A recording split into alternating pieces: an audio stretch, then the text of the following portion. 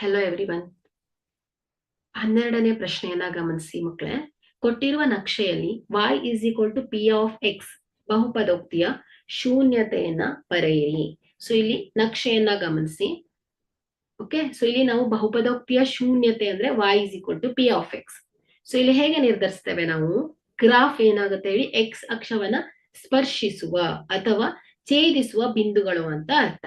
So ಹಾಗಾದ್ರೆ graph ಅನ್ನ ಗಮನಿಸಿದಾಗ ನಿಮ್ಗೆ ಅದು ಎಕ್ಸ್ ಅಕ್ಷವನ್ನ 2 ಬಿಂದುಗಳಲ್ಲಿ ಛೇದಿಸ್ತಾ ಇದೆ ಅಲ್ವಾ? ಸೊ ನೋಡಿ, 2 ಬಿಂದುಗಳಲ್ಲಿ ಛೇದಿಸ್ತಾ ಇದೆ. ಹಾಗಾದ್ರೆ ಇಲ್ಲಿ x is equal to -1, x is equal to +2. So ಅದರಿಂದ ಈ ಒಂದು ಬಹುಪದೋಕ್ತಿಯ ಶೂನ್ಯತೆ ಏನಾಯ್ತು ಮಕ್ಕಳೇ? -1 ಮತ್ತು 2 ಆಗಿದೆ. Thank you.